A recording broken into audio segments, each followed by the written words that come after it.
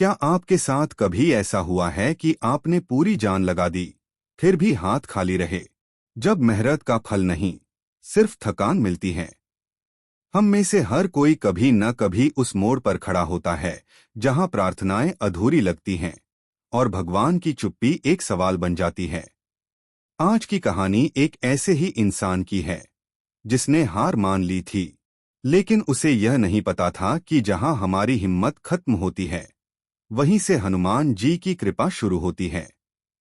एक भक्त था, बिल्कुल आपकी और मेरी तरह। वह कोई सन्यासी नहीं था, बस एक साधारण व्यक्ति जो अपने काम, अपने परिवार और अपने सपनों के लिए लड़ रहा था। लेकिन एक वक्त ऐसा आया कि उसके काम डूबने लगे, कर्ज बढ़ने लगा, घर की शांति छिन गई। उसने सब कुछ करके देख लिया। उसने मंदिर के चक्कर काटे, मन्नतें मांगी, लेकिन स्थिति जस की तस रही। एक रात वह पूरी तरह टूट गया। उसने सोचा, क्या हनुमान जी मुझे देख भी रहे हैं? उस रात उसने अपने कमरे के कोने में एक छोटा सा दिया जलाया। उसकी आंखों में वो आंसू थे जो सिर्फ वही समझ सकता है जो हार चुका हो। उसने मूर्ति की ओर देखा भी नहीं, बस नीचे गर्दन झुकाकर धीरे से कहा, हनुमान जी, अब मुझमें लड़ने की ताकत नहीं बची। आज मैं आपसे कोई चमत्कार नहीं मांग रहा, बस इतना बता दीजिए कि क्या आप मेरे साथ हैं? अगर हैं, तो कोई रास्ता दिखाइए। उस रात कोई आकाशवाणी नहीं हुई, कोई रोशनी नहीं चमकी।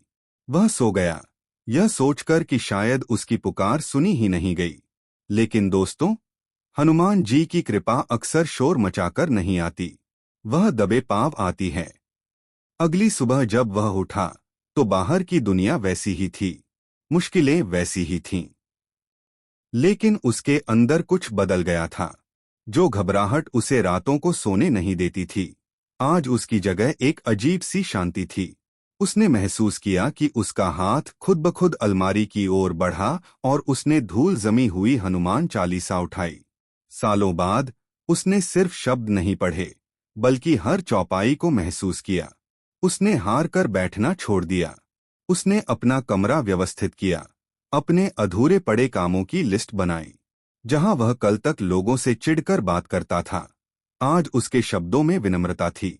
हैरानी की बात यह थी कि जैसे ही उसने खुद को बदला, कायनात बदलने लगी। एक पुराना दोस्त, जिससे महीनों से बात नहीं हुई थी, उसका फोन आया, एक छोटे से काम के अवसर के साथ। जो रास्ते कल तक बंद दिख रहे थे, वहां अब दरारें दिखने लगीं, जिनसे उम्मीद की रोशनी आ रही थी। उसे समझ आया कि संकट मोचन ने उसकी समस्या को जादू से गायब नहीं किया, बल्कि उसे उस समस्या से लड़ने के लिए वज्र जैसा मन दे दिया। आज यह कहानी मैं आपको क्यों सुना रहा हूं? क्योंकि शायद आप भी आज उसी अंधेरे कमरे में बैठे हैं। आपको लग रहा होगा कि हनुमान जी आपकी सुन नहीं रहे, लेकिन याद रखिए, हनुमान जी का नाम ही संकट मोचन। वह संकट को टालते नहीं हैं, वह आपको संकट से बड़ा बना देते हैं। हनुमान कृपा का मतलब सिर्फ जीत नहीं है। हनुमान कृपा का मतलब है वह साहस कि आप कल फिर उठेंगे, वह अनुशासन कि आप हार नहीं मानेंगे, वह धैर्य कि आप वक्त का इंतजार करेंगे। अगर आज आपका दिल भारी है, तो बस एक गहरी सांस लीजिए, अपने भीतर उस महावीर को महसूस कीजिए और कहिए, हे बजरंगबली, मुझे बस एक और कदम चलने की शक्ति दीजिए।